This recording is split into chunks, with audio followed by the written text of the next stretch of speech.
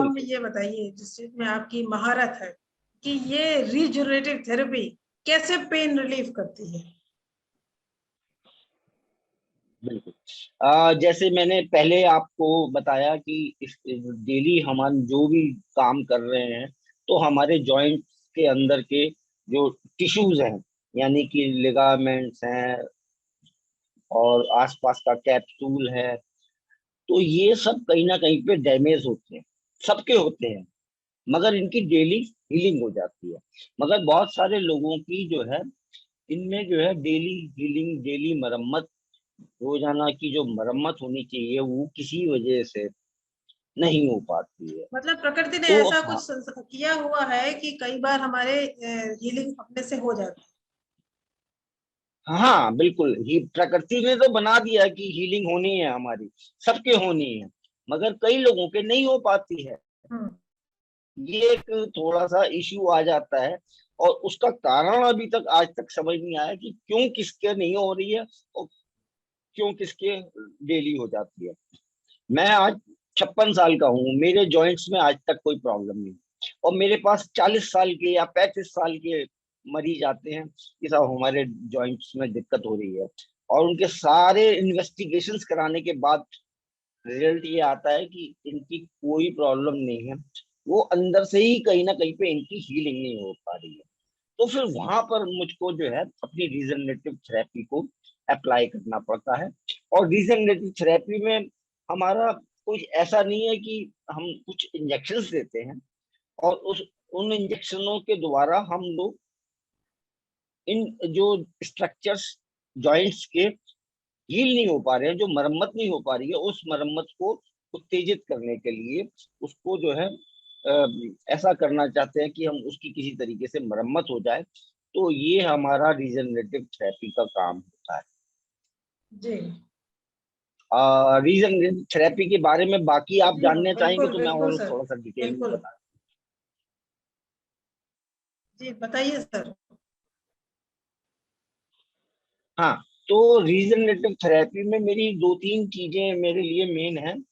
एक सबसे इम्पोर्टेंट चीज है पीआरपी थेरेपी। पीआरपी थेरेपी बोले तो प्लेटलेट रिच प्लाज्मा थेरेपी, यानी कि इसमें हम पेशेंट का तो थोड़ा सा ब्लड लेके, और उससे हमारी मैडम पैथोलॉजिस्ट हैं, तो उनसे हम उनके पास भेज देते हैं, तो वो हमको तैयार करके देती है प्लेटलेट रिच प्लाज्मा। और प्लेटलेट रिच प्लाज्मा जो होता है, वो अंदर की जो भी डैमेज हो रही है स्ट्रक्चर्स, चाहे एक्चुअली होता क्या है कि आसपास के स्ट्रक्चर्स जैसे लिगामेंट्स और कैप्सूल ये सब काम नहीं कर पा रहे हैं, तो जॉइंट्स के अंदर एक अलग मूवमेंट शुरू हो जाते हैं। जैसे नी जॉइंट का हमारा फंक्शन है मुड़ना और सीधा होना, यानी कि फ्लेक्शन एंड एक्सटेंशन। और फ्लेक्शन एक्सटेंशन के अलावा उसमें जो है आसपास का जोड़ कमजोर हो गया, आसपास का लिगामेंट्स कमजोर हो गए, आसपास का स्ट्रक्चर कमजोर हो गया, तो उसमें फ्लेक्शन एक्सटेंशन की जगह साथ साथ ग्लाइडिंग मूवमेंट्स भी शुरू हो जाते हैं, जिसकी वजह से लोग कहते हैं कि साहब हमारे जो है जॉइंट्स के अंदर क्रैकलिंग साउंड्स आ रही हैं, कुछ अजीब सी साउंड्स आती हैं। तो वो सब जो है इन्हीं वजहों से होता है।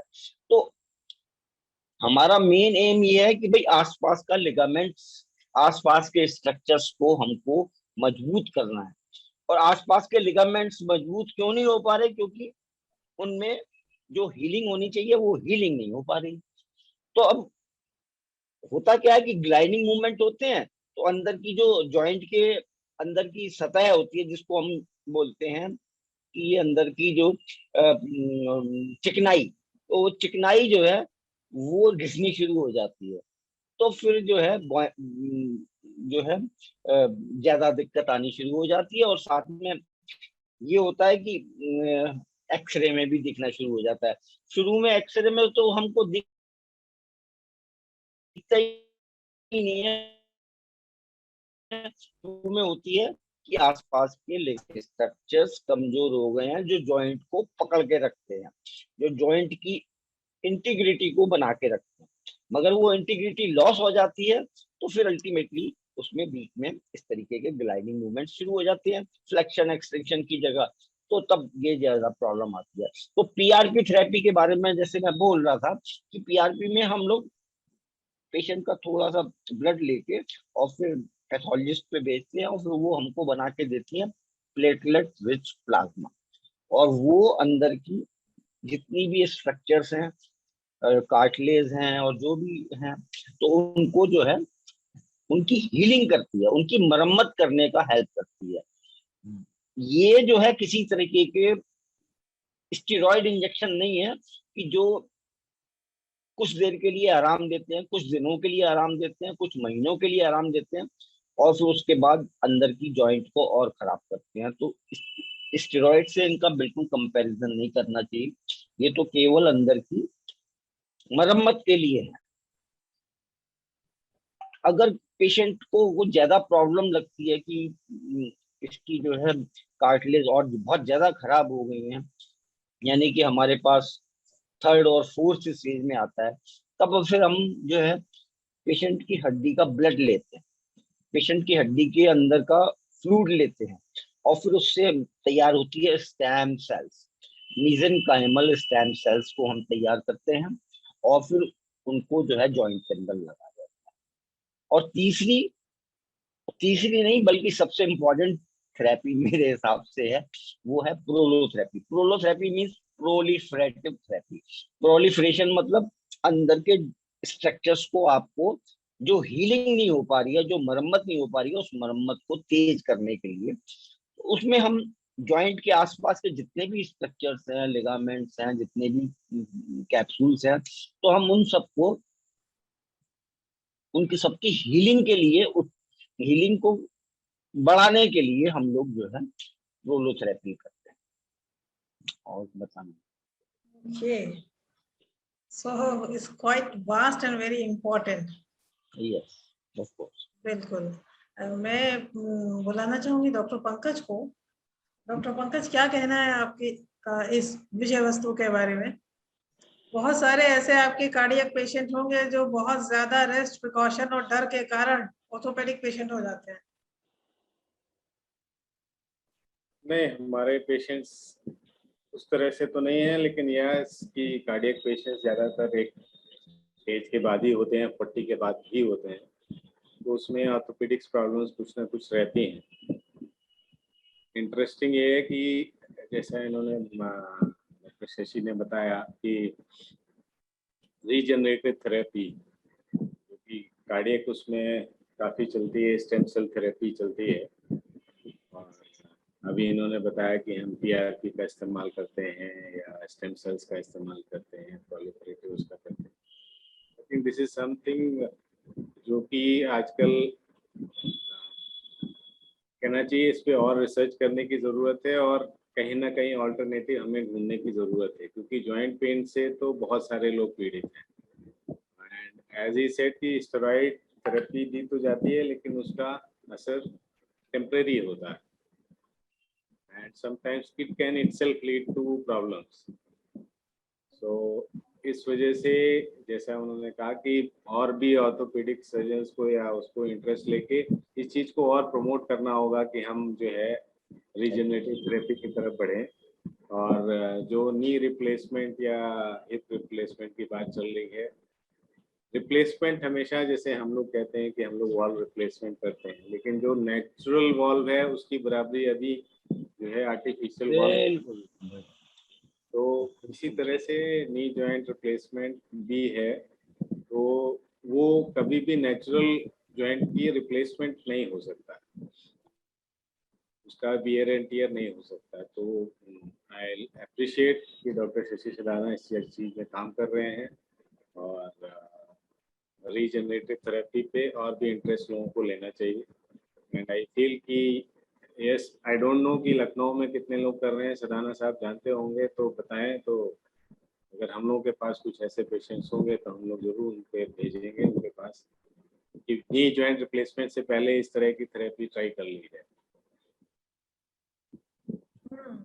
सराना सर भी बहुत दूर नहीं है, आगरा में ही है और अब तो हम लोग के साथ है, तो उनकी सलाह तो हम लोग समय समय पर लेते ही रहेंगे।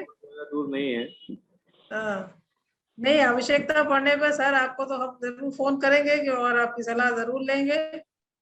और इतनी सारी गंभीर चर्चा हो रही है, बहुत ही महत्वपूर्ण भी है, लेकिन इसमें इसी बीच में एक कुछ इंटरेस्टिंग सी बात मैं सबके साथ शेयर करना चाहूंगी। मैं वेट कर रही थी सराहना सर सब लोग एकदम एक्टिव हो जाए, लाइव हो जाए, तब आपकी यह खूबी बताएं कि रीजनरेटिव थेरेपी पेन रिलीफ के साथ साथ में एक रीजनरेटिव टॉक्स भी है सराहना सर के पास।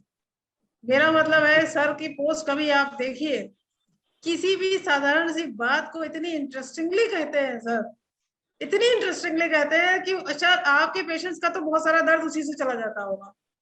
कुछ फरमाइए। किसी भी चीज में सर बहुत ही इंटरेस्टिंग बात करते हैं and very impressive also. Satire भी होता है, ह्यूमर भी होता है और इंटरेस्टिंग इंफॉर्मेशन भी होती है। ये भी आपकी यह खूबी है। तो सर देखिए हमारे मेरा, पेशेंट्स को उससे भी ठीक करते रहिए। हाँ देखिए मेरा तो जीवन के प्रति एक ही एक दृष्टिकोण रहा है कि ये दिन आपका है, आज का दिन आपका है, और कल आपके पास ये रहेगा या नहीं रहेगा इसके बारे में आपको कुछ नहीं पता। तो फिर आप क्यों फिर कल की सोचते हैं और कल परसों की सोच रहे हैं? आप तो आज के दिन को अच्छी तरीके से जी लीजिए, वही सबसे बड़ी बात है। उसके अलावा कुछ नहीं है आपके पास। तो बस मेरा जीवन के प्रति ऐसा दृष्टिकोण है, और मैं हर दिन को इसी तरीके से जीता हूँ कि बस आज ही जीना है मुझको, कल मुझे पास नहीं है। बहुत लाइक बहुत बढ़िया। इस बात में बहुत सारी बातें छुपी हुई हैं। क्या कहेंगी स्मिता बिल्कुल। मैडम, आज के लिए कोई योगा सिखा दीजिए, कल घुटनों का क्या होगा मालूम नहीं, आज तो फिट हो जाए। हाँ हेलो। हाँ आपको बताएं, सदाना सर ने बहुत अच्छी बात की, लिव इन प्रेजेंट। मुझे तो आई रियली इंटरेस्ट एक्चुअली जो आपने बोला